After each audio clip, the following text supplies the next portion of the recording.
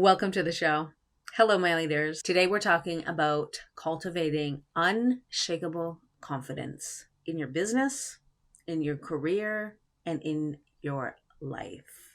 Welcome. My name is Lisa Jeffs, and I've been coach for over a decade. A lot of individuals have come to me to help them with their confidence levels, whether that is confidence in taking a risk, making a big decision, taking a leap in their career, taking a leap in their business. A lot of times, an individual will come to me thinking that they need confidence. My framework to creating unshakable confidence encompasses three very important elements. I call it the elite trinity. Because when you have this elite trinity in your tool belt and you operate from a place of this unshakable confidence, you become magnetizing to opportunities, to people, to money, and you feel really, really good about yourself. So the elite trinity to creating unshakable confidence: competence, self-esteem, and resilience. So important. I want to show you the difference because a lot of people can have confidence, especially a lot of highly driven, capable leaders. They can operate from a place of competence. They've been doing the work a long time. They know their stuff inside and out. What they're really lacking in is self-esteem. They show up confident. Others believe that they are confident, but behind closed doors, they're doubting themselves. They're questioning if they're doing enough, if they are enough. And often when we have challenges with our self-esteem, our resilience can sometimes take a hit. So what this can look like is, let's say that they're in a meeting and someone questions their ideas or their point of view, or they're in a meeting and they flat out get put down, especially if we are highly sensitive. That can really throw a person out, right? It can throw a person out for days, weeks, months. And to create an unstoppable confidence within, we want to get to a place where you are resilient to those moments. So you are able to pick yourself up, process what happened. You're emotionally resilient. You can feel the feels. It's not about bypassing the emotions or what you're feeling, but it's about learning how to move the emotion and get back on track with what you are doing, to be able to separate yourself from the criticism or what didn't go right, the failures, and get right back on your vision, knowing and trusting that you are good enough, that no matter what happens, nothing is a indication that you are somehow not enough. And you get right back on moving forward. Okay. So let me give you a story. I want to tell you a little bit of a story of someone with low self-esteem and high confidence, so you have a better understanding of how this shows up. So I want you to imagine this character. Let's call them Alex. So Alex is a charismatic and popular motivational speaker. Alex has a knack for holding an audience's attention and persuading them with his words.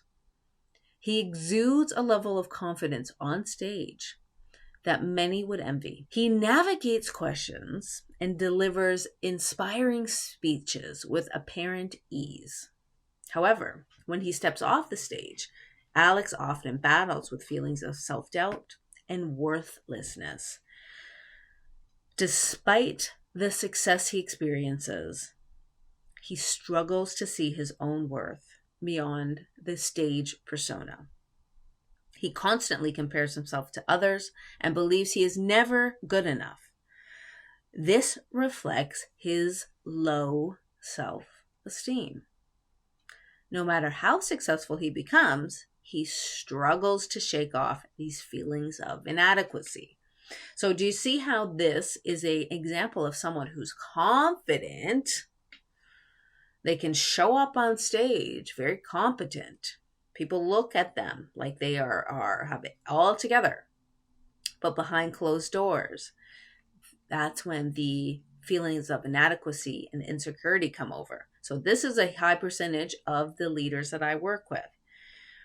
They've gotten to a place in their careers or in their business because they are very competent. What's holding them back now is the fact that they feel inadequate or they feel insecure to the point where they're holding themselves back, right? This can lead to a lot of sabotage. So now I'm going to read you a story of someone with high self-esteem and low confidence. Okay, we're going to talk about Erin right now. So Erin is a brilliant and well-respected physicist. She deeply values herself and her abilities. This reflects her high self-esteem. Erin understands her worth and feels content with who she is. This sense of self-worth doesn't waver in the face of criticism, indicating her strong self-esteem. However, when asked to deliver a public lecture on her recent findings, Erin hesitates. The thought of speaking in front of a large audience makes her nervous, even though she knows her subject matter better than anyone. She fears she might stumble over her words or forget important points mid-speech. Despite her high self-esteem, Erin's confidence in her speaking skills is low. Do you see the difference there? So for Erin, she has a fabulous self-image. She knows she's the ish. But she's not competent. She doesn't feel competent in her skills in certain areas. Okay? So in both of these stories, Erin and Alex show that self-esteem and confidence, while interconnected, can vary independently. In a lot of cases, the leaders that come to me, and I'm sharing this because if you can really grasp this, you understand what you need. So I'll give you an example. So let's say that there's someone who is having a challenge with communication. They don't feel confident with communication. So they go to a training for communication. But when we peel back the curtains, so to speak, we see it's, yes, they may have lack of competence in their speaking abilities, but really what the issue is they don't feel worthy of sharing their opinions. They have a very low self-worth. And we'll go into, we can talk about why that is in another one. But if that individual only goes to skill building workshops and teachers, they're going to have a very long road to get to where they want to get because they're not actually dealing with what is inside.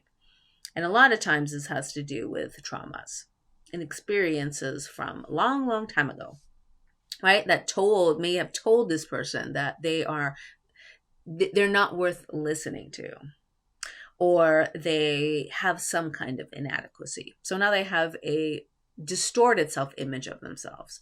So when we are cultivating unshakable confidence, we are looking at, again, the competence. So this is the skills, right? This is the skills. How do you do something?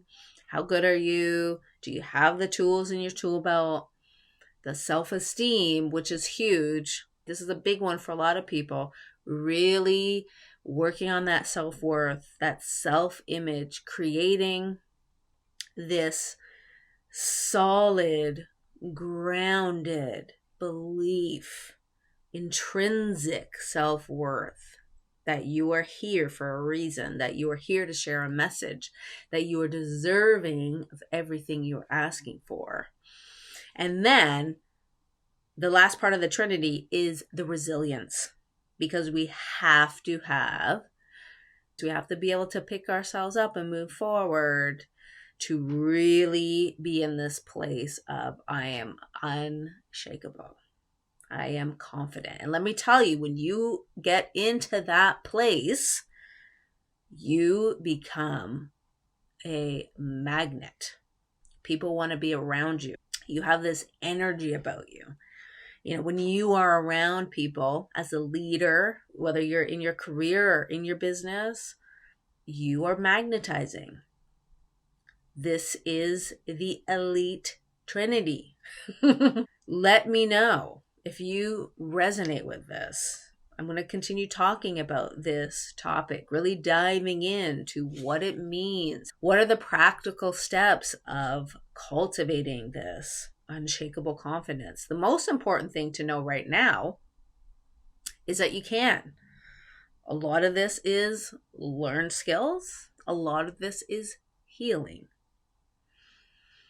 A lot of this is understanding, tuning in, connecting to yourself, going deeper, getting out of the head, right? Not being so heady, getting into the body, getting into the heart, really feeling the uncomfortable emotion. And we can't create unshakable confidence until we are really, really honest with ourselves.